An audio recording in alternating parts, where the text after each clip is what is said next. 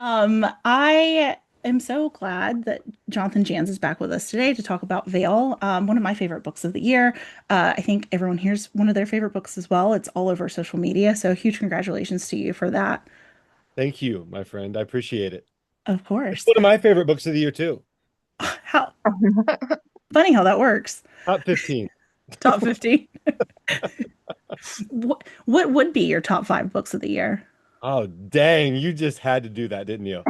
Well, I don't read. I'm not up with the zeitgeist of I don't read like all the basically the only new stuff I read is like Josh's. Yeah. Um, and then not even every one that he releases. I have to save some for later. So I'm trying to think of the like some okay, so this is like gonna be such a generic old list. I've loved Billy Summers by Stephen King. I've loved Song of Ice and Fire by George R. R. Martin. I'm so late to the party. I'm just now discovering Game of Thrones. I have loved Les Mis. I read Ooh. that doorstop. It took me months. So I love that. Yeah, I'm reading a really wild one right now called The Tribe. It was part of Grady Hendrix's Paperbacks from Hell. It's wild. Yeah. I'm only like 100 pages in, but it's really wild so far. And I'm rereading Dracula right now. I'm loving that even more than I ever have. It just gets better and better. So that's just a little bit of some of the stuff I've read lately. Yeah. I love it. I love hearing what you're reading. Yeah. Okay, I want to start us off by talking about the inspiration for Veil because it's this interesting combo between sci-fi and horror. The sci-fi part is done really well. I will admit, I think I've told you this privately, like I'm not a big sci-fi person. It's not my genre, but it's done so well in Veil. I have to know the inspiration behind it. The inspiration just for the whole book. Yeah. Yeah, so I was walking to Aldi grocery store with my daughter, and we were walking across the parking lot, and I imagined there was this guy that was leaving, putting his cart and getting his quarter back from Aldi, and he was going back to his car, and I just imagined him getting snatched up into the air, flying up into the air and disappearing, and it just like came out of nowhere, like most of my ideas, and I'm like, okay, so what would do that and why? And I couldn't shake the idea. And so I think because that was local to me, that was like 7 minutes away from my house. Hello, Nanette's iPhone. Hello. Anyway, so yeah, so that was like a really fetching, intriguing image. And so I started to imagine what would do that and why. And then everything kind of grew from there. But it was all happening around my house. So the main character's house is my house. Like it's just as it is in the book, only it's not burned down. Spoiler! Oh my gosh, people. No, wait, no, you're totally okay. I'm assuming if they're here, they've read the book. Oh my gosh. I just spoiled I'm like the Tom No, Holland of the horror but world. but no, it's fine because like if you haven't read the book, like we are going to have spoilers. The So, house doesn't burn down. It was okay. metaphor. It was a metaphor. I will spoil the book if you are not going to by my questions. Oh man, I gotta watch myself. No, no, you don't have to watch yourself here. You're good. Okay. You're good All right. here. All right. Good. All right. Josh, I see the lizard accident, by the way. I can see the scale Yeah. right over there. I'm sorry. My back is covered in it. That's There's a joke to be made there, but there's not. You've got a gleam. You've got a gleam. Oh, yeah. So I guess that's a bit the inspiration of Veil, the very first inspiration. Yeah. Does it feel weird to like see the places that are in the book in real life now that the book is out? It's just kind of awesome. It's just Yeah. kind of exciting and like because everywhere, like I imagine most folks are like this who create whatever, like whatever art they create. But like, my imagination is always on hyperdrive and I'm always imagining things. And so now, like when we walk through our neighborhood, it's so cool that like the opening scene happened on this little road that we're walking on right now. And like I'm walking with my wife on this road, where my son disappears. First scene, so that's not too much of a spoiler. We go over to Purdue and then we go by the physics building where like one whole part of the book takes place. It's just really awesome. And the cool thing, an especially cool thing, is the owner of the Constant Reader Cafe. The bookstore is called Vaughn's. It's a real bookstore, but the Constant Reader Cafe is Vaughn's, and it is described exactly as it is in real life. And it was where I went in college. Like I was just addicted to that place. I've been addicted to it since I was 18. So that's a while.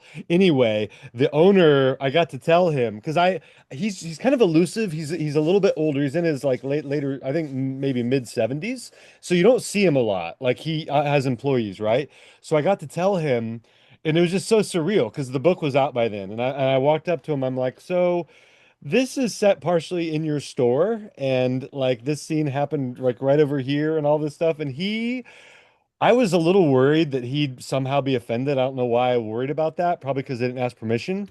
But he just started to smile and then he started to laugh with delight. And it was the sweetest, most amazing moment. And yeah, so that's kind of like riffing off your question, but it's one of the coolest parts of the post Veil release. That is really, I mean, what an honor for him though to have his bookstore like memorialized in your book. Luckily, he felt that way. He should feel that way. Yeah, no litigation, no anything like that. Yeah. Can you talk about the research process for Veil? Because there is a lot of science in this book and it's really, really well done. Well, thank you. Yeah, I did a lot of research. I talked to two primary people. I talked to my sister-in-law, who's an ophthalmologist, and like I didn't even know the difference between an ophthalmologist and optometrist, so I knew nothing about vision. And so I really leaned on her. There's a lot to do with vision and eyesight here, not only with humans, but with potentially other species. And so she helped me a lot with all of that. And I mean, like she even sent me to the right texts to look stuff up and all this stuff. And what like I didn't want them to be able, I didn't want our characters to be able to easily access, because this is like an apocalyptic event. So they're not going to have like everything at their disposal. So I was like, so what would be the most like a human brain and eyesight we could use? And she said an owl monkey, which was fascinating. So I studied the owl monkey and its eyesight. And that took me down a rabbit hole, by the way. I studied so much about other animals and the way that they see. Mind blowing. Like the mantis shrimp sees in this really amazing way. Anyway, so then I also spoke. I'm frozen on the screen. Am I frozen with you all? Okay, now I'm moving again. I had this. You're moving now. It was like I was doing a conjuring of some sort. I was frozen. I'm just Mhm. gonna stay like this in case I freeze again because this is such a cool pose. Feel magical. All right. So anyway, the other research was done from my science teaching friend, Andy Smith. She is the mother of one of my daughter's best friends. She teaches with me. She's freaking brilliant. And what I love, I bet you all, I bet because you all are really cool people, I bet you feel this way. Isn't it fun when you meet somebody that's really enthusiastic about what they do? Like it's just fun. Yeah. And it's like the stuff that we make, the stuff that gets made fun of when you're a kid, like being excited and enthusiastic and all that stuff. That's what we realize is like the coolest thing in a person is to be enthusiastic and to be excited. So Andy, she's that way with science. She's so freaking excited. And I kept saying, I'm so sorry to take up your time. She's like, no, no, no, let's stay after school longer. And she wanted to just keep going. She helped me with alien species. She helped me with gravity. She helped me with like what kind of air, like what concentration of oxygen we would need to survive. She helped me with like interdimensional travel. She helped me with just everything else. So my sister-in-law was the site and Andy was everything else and she was just freaking amazing. So yeah. And so we spent a lot of time, a lot of conversations with Esther, my sister-in-law, and even more conversations in Andy's science classroom. We're up there among all the Bunsen burners and all this stuff. So it was really like cool. And she was just like geeking out and telling me. And she kept saying, so she stopped me if this is boring. I'm like, are you freaking kidding? This is amazing. Like I never would have learned any of this. No, I love Not it. for you. Yeah. I mean, I love that it's a female team too that's teaching you this. And I feel like I don't know. I mean, I like women in STEM is such like a powerful thing. So I love hearing that you had like these like really badass women kind of like walking you Yeah. through how the science in the book should work. Absolutely. And this is not said, to ingratiate myself with any woman, but frankly, men have made a really terrible mess of the world. So anytime I can, I try to, when I can find an expert. Yeah. And it's usually like, I think probably 70% of the experts that I find are women. I don't know. And it's not really, I guess it's not a conscious choice. I guess I just know a lot of cool women, like a lot of really like, cool, passionate, excited, smart.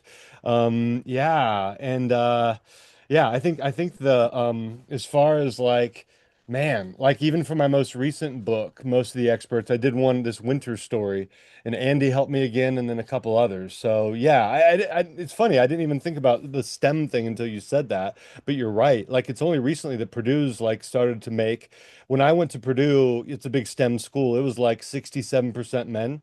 And now it's like 50-50, which is obviously a lot better than it was. So yeah, it's good. Speaking of men who may be horrible, I think one of the parts of Vale that's so terrifying to me is this combination of the human monsters with Dean and his crew, and then Oh, the real monsters. So, can you talk a bit about Dean, but also how you balance that real life monster of humans like Dean versus the creatures? yeah, Dean is the worst. He's terrible. Dean, you know who he reminds me a little bit? Like, and sorry to keep calling on you, Josh, with your lizard issue, but reminds me a little bit of like Gary, like just somebody that just makes you mad, Yeah. just just somebody that you just want to punch, you know? It's like, come on. Right. Right. Like he's just a regular jerk, like in any scenario. Yeah, yeah. And we know they exist, right? We know that they are there and they're always causing problems. They're always just mucking up the works with their assholery. Yeah, but anyway, yeah, Dean is the worst. So yeah, honestly, the inspiration for him, I hate to say it, but I know several deans in real life. I have a former family member who's a dean. And just so condescending, so cutting, so unnecessarily just mean and selfish. But like here's the thing, it's like a dean from 50 yards away seems like everybody else seems all like a nice guy. He'll wave at you, be all neighborly and all that stuff, but then the more you talk to him, the more you start to get that ick feeling, the more you start to realize, oh my gosh, this guy sucks. Yeah, so I know a lot of deans. I hate to say it, but yeah, I've known several deans in my life. Well, and I think that, like you said, I mean, from when we were first introduced to him, you're like, oh, maybe he's not going to be so bad. And then as the story grows, like you see more and more, like he is not a good person. He's not a good character. And I think that goes along too with like the pacing of the book. I mean, I think throughout we're tense, but while John and Emma and Iris are at home, you do have this like glimmer of hope almost of like, Yeah. okay, maybe they're not going to be abducted. They're going to be fine. And this book is going to be about rescuing Sam. And then that quickly turns out to not be the case. How do you build in tension while maintaining that hope throughout the book? Yeah, it's funny. It's like none of it is very little is done by head. Most of it is just done by feel. And I've talked to you about that before, Amber, so I don't want to belabor that or bore all you with my process. But I think that it's basically just like I'm inhabiting the character, I'm living through the situation. It's funny, like right now in my film lit class, we're studying method acting and the different types of method acting, the different schools of it, and its evolution and what it is and what it isn't. But it's just every freaking thing that I hear Joaquin Phoenix or Emma Stone or even back to like Marlon Brando, I relate to everything they say about their process. Like they are doing whatever they can to get inside that character. So that's what I'm doing. I am feeling what they feel like the night before I write. I go to bed and I'm an insomniac, so it takes me a while to fall asleep. And I always wake up in the middle of the night several times. I have sleeping pills that I cut up into chunks and then I take, because I just wake up no matter what. So it's like this terrible mad scientist like means of trying to sleep, and I still only end up with 6 hours of sleep. My point is that there are at least like 3 hours a night that I'm awake in bed lying there, and I am in my character's head that whole time. I'm thinking about what he's thinking. I'm thinking about like what he would be doing, what he's going to do tomorrow when I write. And yeah, so it's funny, like you mentioned, the hope and the despair and the intensity and whatever, it all happened just so organically. And I was thinking, like, so what would he be like with his, what would the vibe be like in the house with him and his daughter? And so I would just lie there thinking, okay, so what would Juliet and I do, or what would Ivana and I do? if we were in this situation. And that's what they did. Like there's a scene where they're building with Lincoln logs. I'm like, oh hell yeah, we would absolutely get out the Lincoln logs. You know, we would absolutely have time alone, because they would be so, you all are barely tolerating me for like a half hour, an hour. Can you imagine? Like I'm like, oh, drive the kid crazy. So we would have our moments alone. Then we would like, whatever, watch DVDs together and get melancholy, but also hopeful.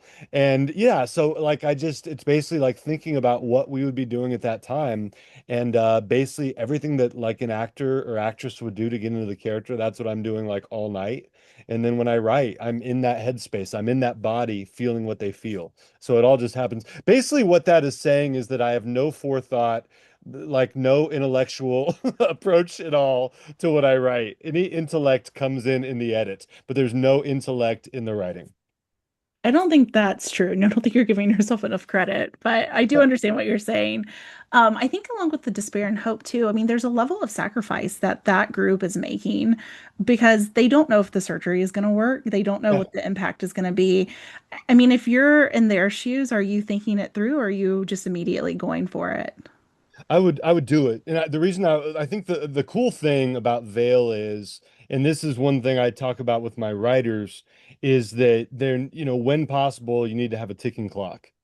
And with Vale, there's definitely a ticking clock because humans biologically have needs. And so when people get abducted, my main character doesn't know if they're fed, if they have water, if they can breathe, if there's, this.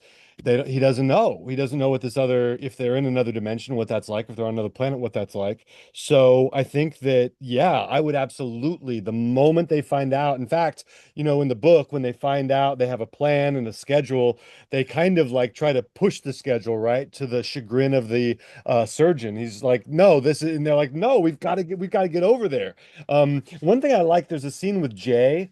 The main character's later on in the book, his best friend, and Jay is the one. And actually, okay, I was mentioning Josh to Josh earlier. Maybe I'm amazed. Jay, I think, is singing. I don't know if it made it through to the final cut of the book, but he's singing "Maybe I'm Amazed" because that's his song with his fiance Vanessa. But Jay is like singing that song. Like, he's like, "We gotta go. We gotta get our weapons. So when we have the surgery, we're off and we're trying to find them." And I think that we would. I think you would feel that way. I would feel that way. We would want to get to them, probably to our own detriment without thinking enough. We'd want to go. Yeah, I would hope I would be that honorable, but I don't know. You would Um, be. You would be. oh, I appreciate that. It's interesting though because they're almost afraid of like what they can see when their vision is enhanced. And Yeah. so, I mean, we often think about I mean, obviously Josh touches on this in Bird Box, like the fear of like not being able to see. This is the opposite of like, okay, now I can see more. Yeah. I kind of wish I couldn't see these things. Yeah, that's actually one thing I want to say is Ryan Lewis is obviously just an amazing person, one of Josh's best friends and a good friend of mine. Ryan had the suggest that was a Ryan note. One thing that he suggested, and this is sort of answering your question, sort of not. He talked about how experimental this brain surgery was. So it probably shouldn't work perfectly immediately, and it probably shouldn't be exactly the same for every character because we're talking about like a really delicate part of the brain, and it's really right. So Ryan was like, so what if during right at post surgery they maybe didn't see something right away and then they saw just glimmers of it, and then maybe it would come in and out and they would even have moments of total blindness for a minute. So those moments I think really add some verisimilitude to the book in those post-surgery scenes. But that was all Ryan. That was just one of the best notes that I've ever gotten. But yeah, I think that once they see the creatures, I think that there's that horrible stark revelation of what they look like, right? It's because when they see what they're up against, it's like, oh my gosh, these things are horrific. They're monstrous. They're not ET. They're not gonna glow and be kind to us. They are evil, right? And they're so frightening. I really love the aliens in this book. I'm very proud of how they look. I'm proud of how awful and monstrous they are. So yeah, I think that that's kind of a cool thing that's kind of a frying pan into the fire kind of thing for the characters. I like them too, and I like that they demand respect, especially when Emma's back and she's telling John, like, here's like, they don't like us, like they hate us, they think we're less than them, and like Yeah. they're this isn't the first time they've been doing this. I mean, they really demand our respect as readers once we start like learning more about them. Yeah, so this is wild. Tonight, so my youngest and I, we go to the school weight room and lift. And we didn't get to blast the music in the weight room today. There will be a point to this, I promise, because the wrestling room is next door and they were having practice. So we didn't want to blast Guns N' Roses or Metallica while they were doing their wrestling. So she was listening to her earbuds and I was listening to the Veil audiobook, which is what I'm getting to answer your question. The Veil audiobook today, the chapters to which I listened were the scene that you're talking about, and then the scenes later with Sam. But I really, really, whatever. I love the book, so I'm gonna talk about the things I love.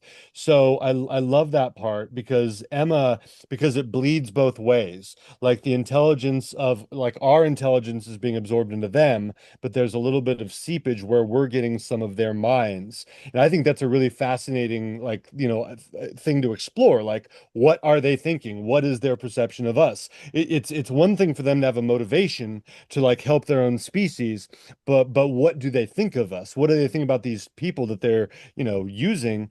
And I really like that they are so just because I think most of us at some point have thought about how humans treat other creatures, you know? Like be it a fly or a cow or in the book I talk about pigs and maggots, right? I mean, there's nothing wrong with a maggot objectively. It's just living its life. It's Yeah. not evil, but yet like we look at it as a symbol for just something disgusting and squirmy and alien and let's smash it. And that's not deserved. What's wrong with the maggot? Didn't do anything wrong. And then with pigs, right? Like at least I eat ham and I don't think about it like I should. When I stop to think about it, I start to feel horrible.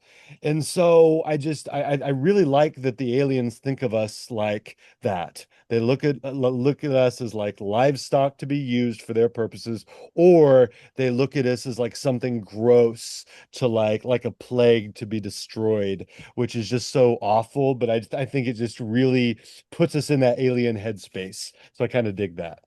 I really like it too. I feel like it somehow it both makes them equal to us, but also elevates them above us too at the same Yeah. time. And I like that tension that it creates. Thank you. So Sam doesn't make it out. Um, was that always the case for Sam? Did you have a different ending plan for him? I was hoping he would make it. I was hoping he would, but the more and more I got into it, and the more and more I was lying there in bed, asleep, not asleep at night in my insomnia, when I started to approach it, I started to feel what the ending would be. And I knew it wasn't the ending that I was kind of hoping for. But I started to feel like, yeah, he's been there for a while, right? And in this process, probably can't take years. And so this has got to go in this different direction. And I didn't even realize like all this was like, it was subliminally channeling out of me. But as I've is Josh has certainly heard me talk about, and Amber, you might have, a lot. I didn't realize this at the time, but when I wrote it, I was working through my difficulty of letting my son go. Because when I wrote it, my son was like 16, 17, 18, and he was getting ready to leave the house. And it's so selfish sounding, but it was like this terrible, painful tragedy for me because it's Andy's mom in Toy Story 3. I'll never watch the movie again because it just ruined me. But when Andy's mom says to Andy, I just wish you could always be with me. That's it. It's that simple. It's how we feel about the people we love the most. We just always want them there. We're never ready to say goodbye. Either, like semi-permanently or permanently. We're never ready. So yeah, the Sam part, when it's funny, I talked about listening to that part today in the weight room, listening to it. I don't know how many times I've listened to it because the audiobook reader is a freaking rock star. John Perhala, if you guys listen to the audiobook, it's one of the best audiobooks I've ever heard. I don't know how many times I've read, edited, listened to that book. I cried again. I cried again during the Sam chapters, chapters 35 and 36. Every time I listen to it, I cry because it is like my soul. It is like one of the most personal things I've ever written because it's exactly, I mean, Sam isn't exactly my son, and I'm not exactly John, but those feelings that he has towards Sam at the end, that's how I feel about my son. That's how I think about him every night. He's down at college, and I'm like, damn, I wish he were here. I wish I could go downstairs and talk to him, and I can't. The guilt that John feels too in those like passages is like Yeah. really heartbreaking as well. Yeah. Yeah. I mean, that's another, that's just not, I sorry to cut you off, but No, you're fine. I have this, it's weird. I have this wrong assumption. So I grew up this wrong-headed assumption that a kid born with a dad would know how to be a dad, like without any difficulty or troubles. And I think that's probably a pretty stupid assumption to make because no parent knows how to be, nobody knows how to be anything. Like just because like nobody really knows how to be a good brother. Nobody knows how to be a good spouse. Nobody knows, because we're all just stumbling through life without a manual, right? But I always had this thing because my dad, my biological dad was out of the house by the time I was 4. My stepdad was awful. And like I just never had a good role. My grandpa was, but he wasn't in the house. So I always just had this insecurity that I didn't know what I was doing. And that like other dads, who had a dad around would know what they were doing, and I just didn't. And so I think a lot of that insecurity comes out because I was always like, okay, was I not hard on him enough? Should I have been like stricter about this? Or was I too hard on him? Was I overcompensating because I felt like I was too lenient this other time? And I was always just second guessing myself all the time. And I do that to a degree with my 2 daughters, but I did it far more with my son. And I think that just goes back to like my own, like whatever fears and issues. Just because I felt like I don't know, half the time I felt like I just sucked, like I was just doing a terrible job. And so that like insecurity definitely comes out in the book. I I mean, I'm sure you did not suck as a parent, but also those chapters are heartbreaking. So to know it's so personal to you, I think makes it even more heart-wrenching. I know people are saying like you're making them cry and it broke them. So, um, is there something different about Sam that lets him fight off the creatures for a bit to be able to talk to John? Yeah, because Miranda's mother and Sam are abducted the same night, and as you're kind Yeah. of to Miranda's mom is gone. Yeah. And I think that Sam, that's the thing about him, and that's what I really wanted to convey in that character. And it's really hard because he's off stage for the whole Yeah. book, right? We see him in the first scene. He has an antagonistic exchange with his dad, a really raw, painful exchange, and then he's at the end. And all the only thing we get through him through the whole book is kind of like just shadows of him and memories and like little bits of his soul and stuff. But I think that what I was really trying to convey about Sam, even in his worst moments, when Sam, he's a pain in the ass in the first scene. He really is. He's like the key, because we've all been that way. Like I'm sure I was. I remember one time I went to a Warrant concert, Warrants and Poison, and t-shirt. I bought a t-shirt and it had all the members of Warrant. And it had like they all had like their this is going to be so profane and inappropriate, but I'm just telling you a story that happened. They all had their pants unzipped. I mean, they're all like caricatures of themselves. So it's like an animated, version of all the Warrant band members.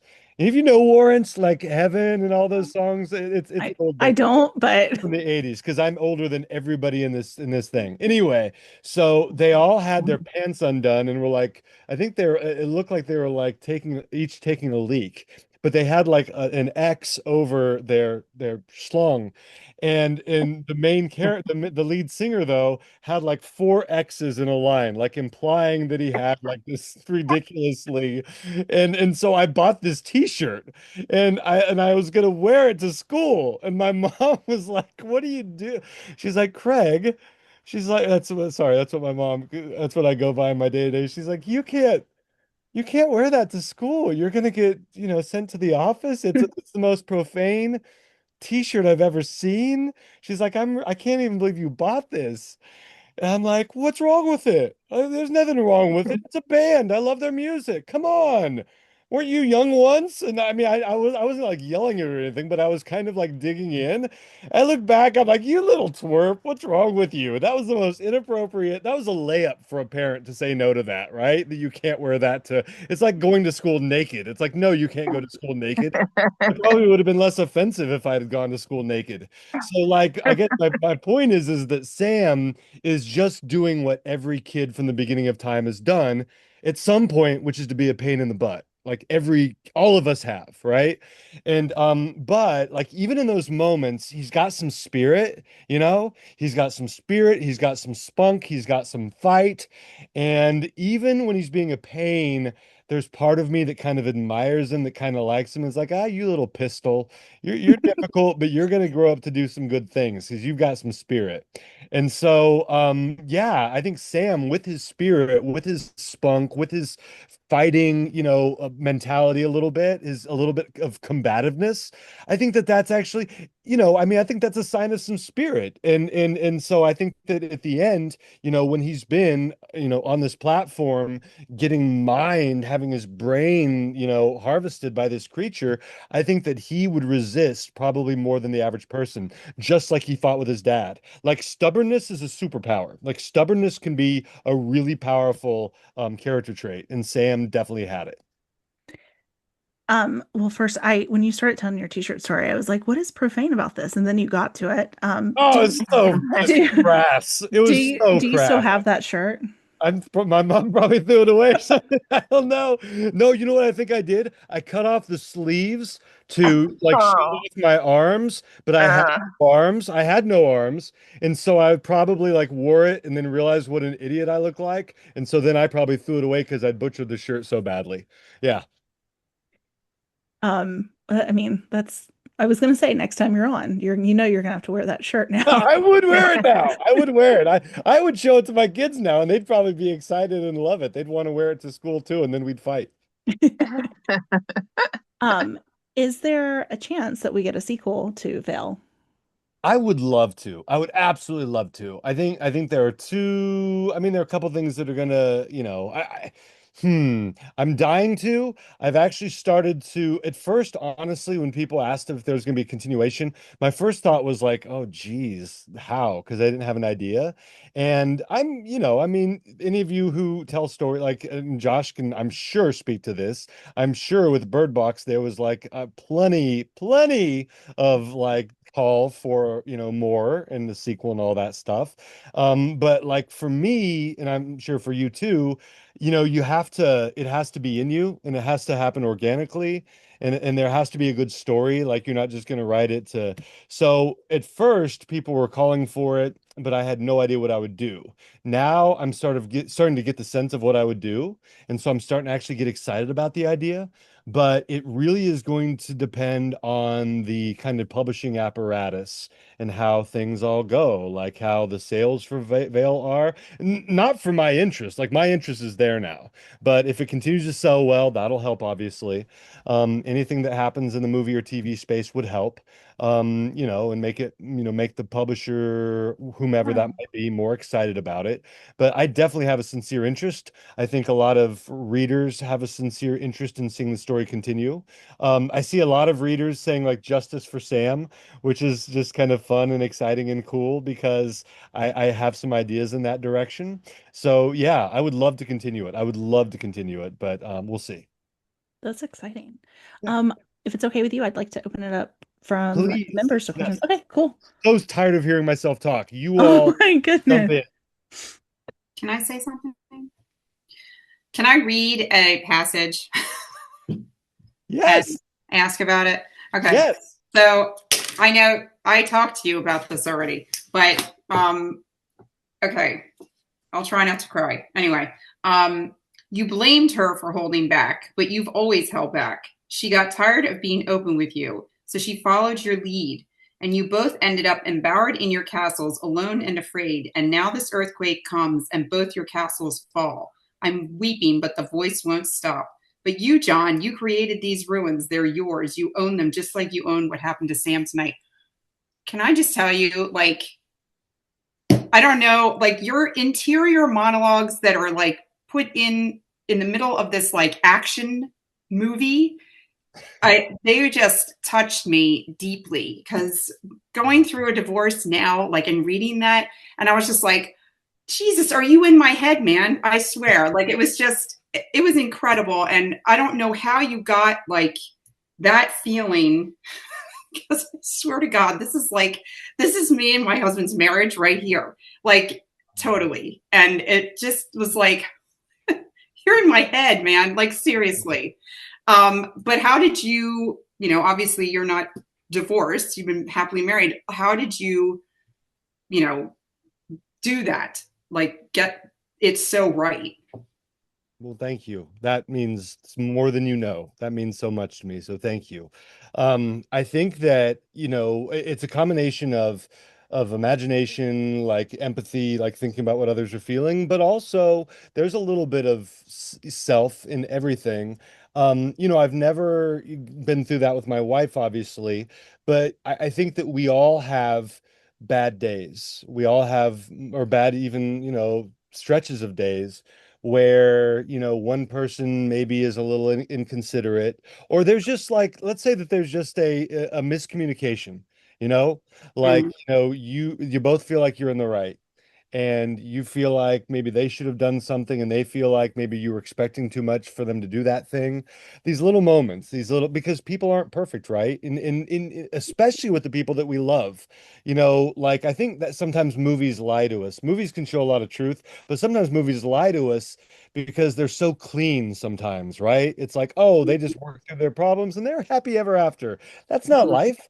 We, even with the people we love the most, have these issues sometimes. And so I really, I started to, so those moments where I felt like myself withdrawing emotionally a little bit, or I sense her withdrawing a little bit, I took those moments and amplified them.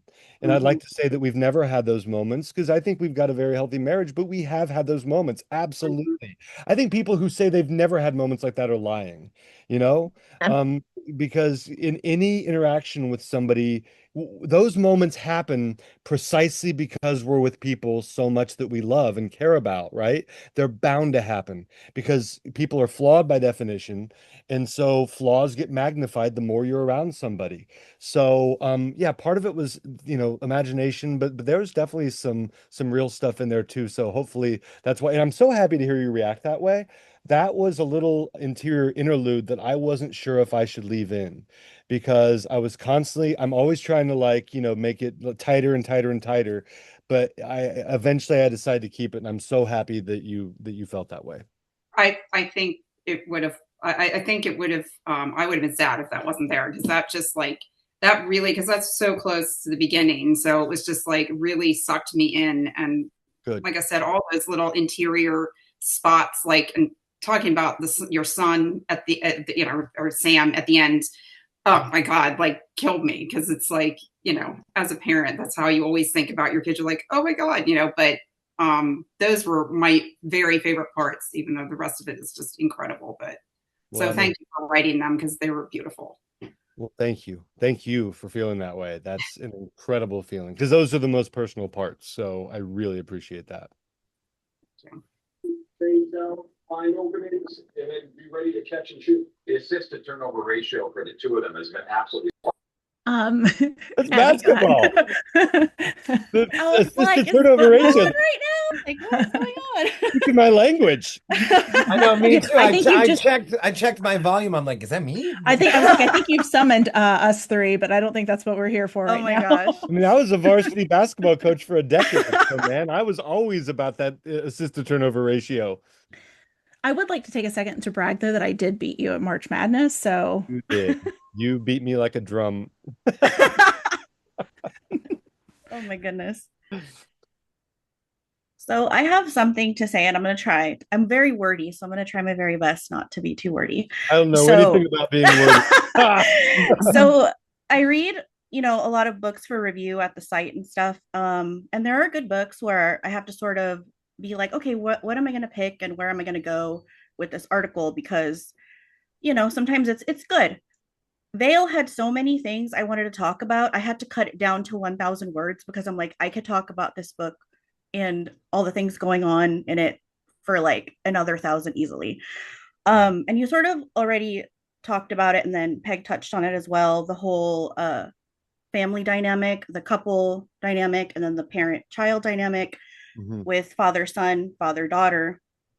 And you're a parent, so I think that, like you mentioned, you had a different perspective on that than other people may have. And I feel like it was like honestly superbly done, like every aspect of the family dynamic within this horrific thing that's going on out here. And then also the whole question of, which is something that's like super, something I'm super sensitive about, which is going to an extreme length to try to bring back somebody who is gone, whether they be dead, whether they be kidnapped, whether they be taken by aliens. And it's just like the whole purposefully injuring your brain to do something like that is like, oh my gosh, that's so extreme. Would you do it?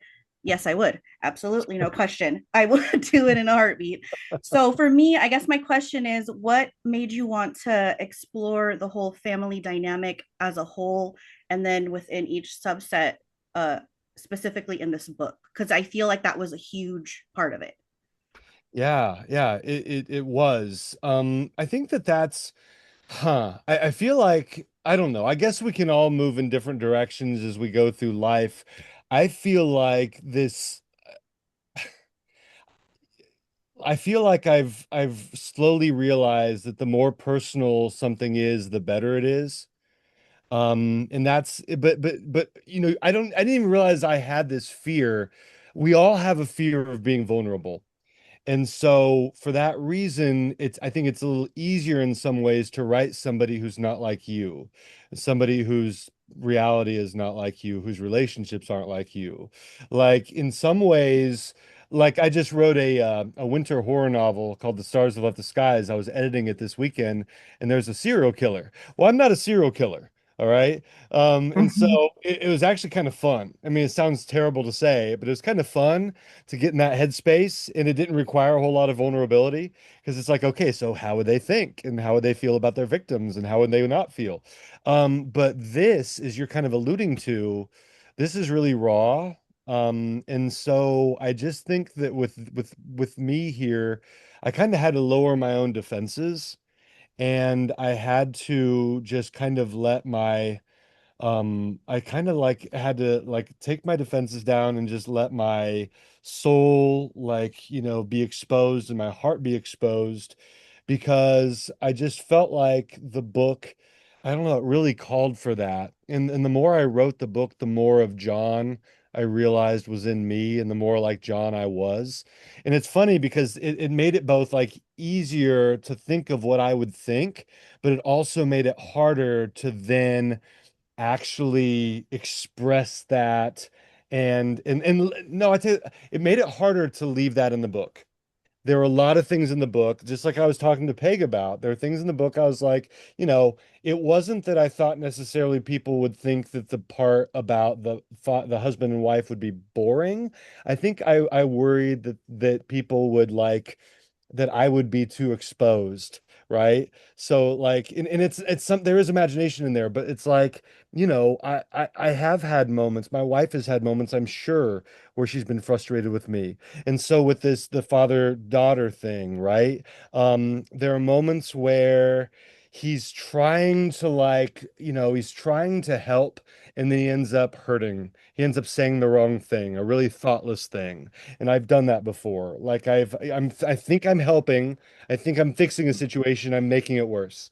Right. And then the thing with the son, it's like, yeah, it's like I feel like such a bumbler sometimes. And I And feel like that comes with being a parent. Like you always feel like you're fucking up. Like no matter what I yes, do, I'm fucking up. Like I didn't do enough. I didn't that's go right. far enough. And like that was something I was thinking about the whole time. And like on it, like Peg said at the end, I was a fucking mess because I don't ever cry at books. I can name like on one hand how many books have made me like actually cry. And this Yeah. one sure did it, because all of that emotion that what you were talking about through the entire book just culminated at the end. And it's just like my stomach hurt through most of the book because I felt like I knew it was coming, but I didn't want it to end that way. Yeah. And I put myself in that. She was like, what if I saw my child as this monster, but they're in there somewhere, Yeah. but I cannot get them. That's like, ugh, ugh. That's really, yeah. I mean, that's so good to hear. I don't mean I'm happy that it like No, it's just said, anybody I've spoken to about Veil says the same thing. Like they loved it, the emotion, like everything was just honestly perfect. Because I feel like sci-fi and horror together can come off like gimmicky. I don't know how to say it, but this was so unique and like just it's just perfect. It was one of my top 5 of the year for sure.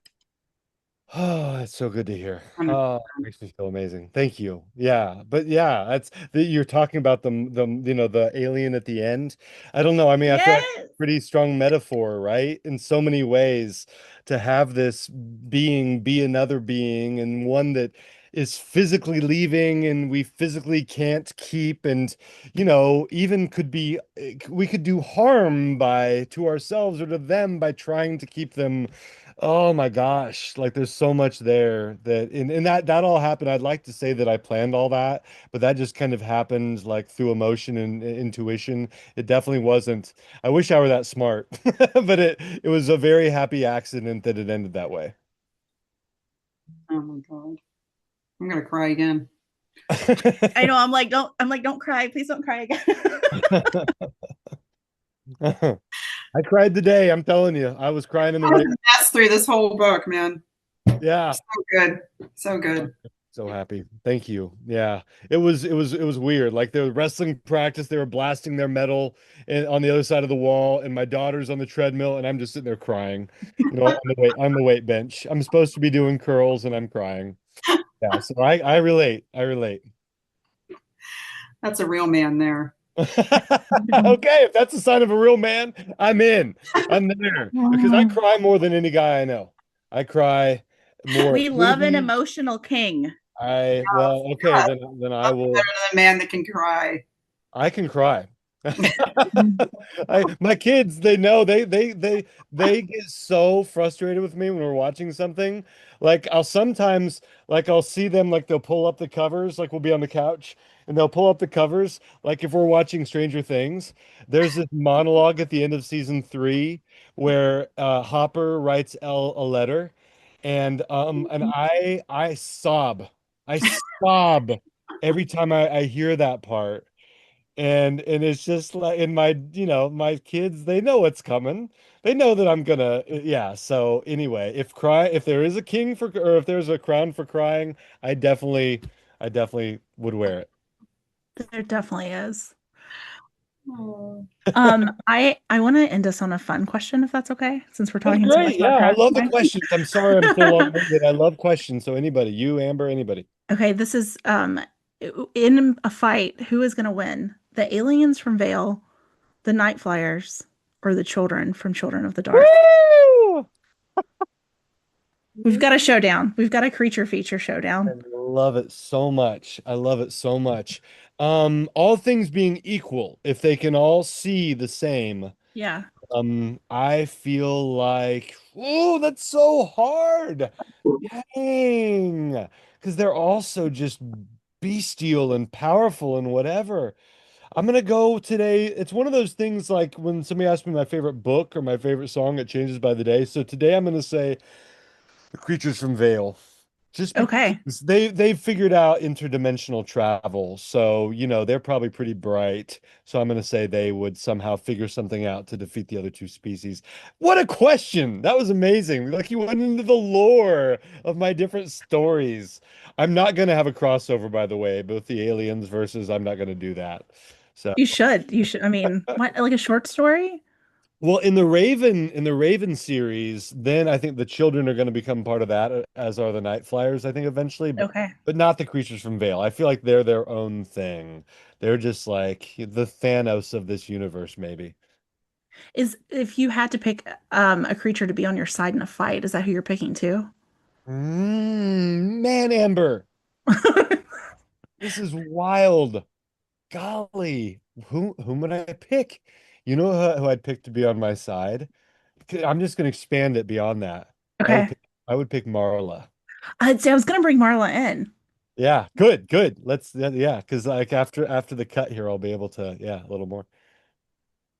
Yeah, I would have Marla on my side. I I want to see like a Marla, Daphne, bird box creature. Veil Creature Showdown. So no pressure to you and Josh, but I would read that book. Battle Royale. Yeah. That would be wild, my friend. That would be fun. It would be like Dismembered times 10.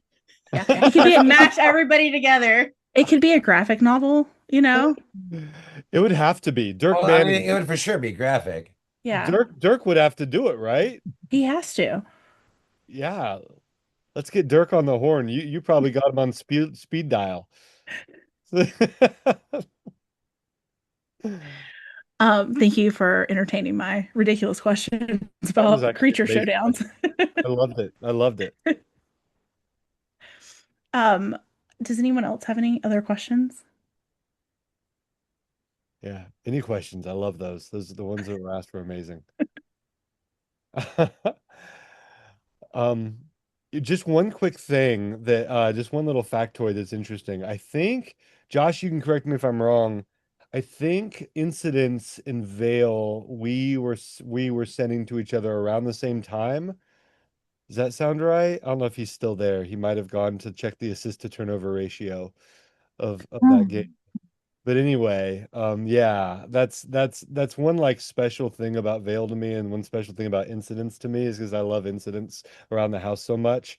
But we were reading each other's books, I think around the same time, which was just a lot of fun. Within the same like 6 month period. Anyway, that's just a special memory I have of that time period. Yeah. Anyway, yeah, you can go ahead. That is, I mean, I feel like that's really special too, especially with like that, and then also your both of your stories and the Stand anthology too, and just being able to Yeah. like put that together.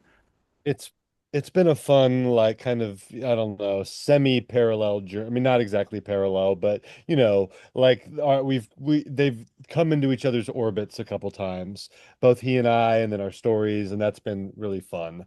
Really fun. Yeah, it's been fun to kind of experience together. Yeah.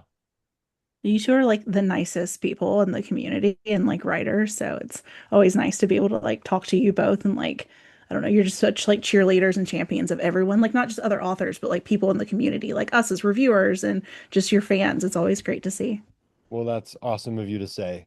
Yeah, I mean, there's got to be some reason why we hang out and why we're friends and all that stuff. So I don't know. I do think that, like, spirit wise, there's some. He's like Josh is like the most creative human in the universe. So I would never claim to be that creative, but I do think like spirit wise, there's definitely a kindred, facet there that probably drew us together in the first place, and is a big part of as a foundational piece of the friendship, I think. So it's really good to hear you say that. So I appreciate it. Yeah, of course. It's only the truth. I am so excited for your next books to come out. I hope you'll come back and join us for those. Yes. Yes. Awesome. I would love to. I Yes. would love to. It's an automatic yes for me. Yes. Perfect. Easiest yes I've ever said. Yeah. Awesome. I will hold you to that. That is a contract, so everyone's here to witness it. Yeah. And I Awesome. will I'm gonna look for our next event. I'll have a little time. So not that much time though, because I'm gonna tell you when the next book's coming out soon. But I will try to find on eBay that Warrants Profane t-shirt to wear. Please, please do. Please do.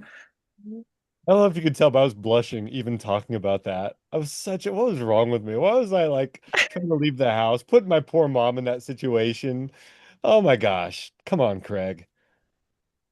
I Jeez. I was like, this doesn't sound too bad. And then I was like, Oh, oh, okay. it was so just juvenile and gross and like, yeah.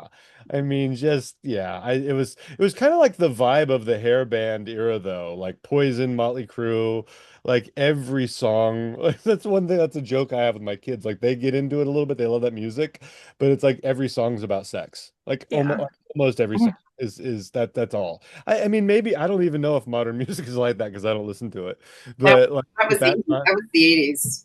Every song was about sex in the is 80s. it like still okay? In the 80s, yeah.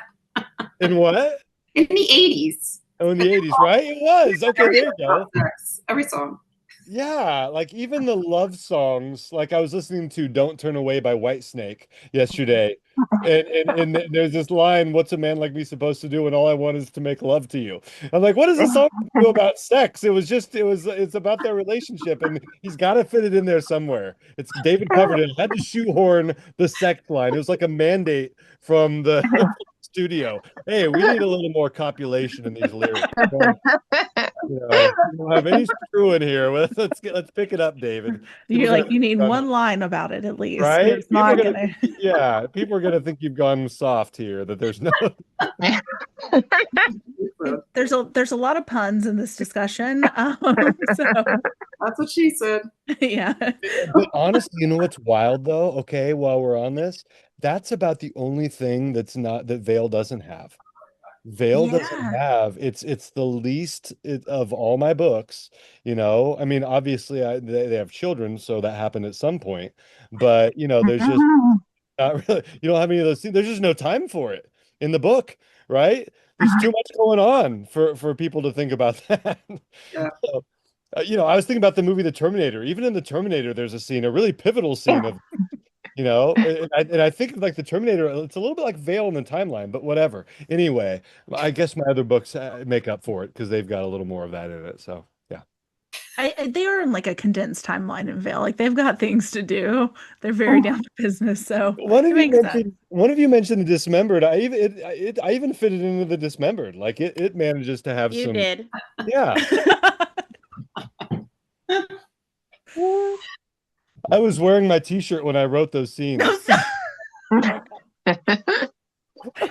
You're just channeling it. The more like X's you have. That's right.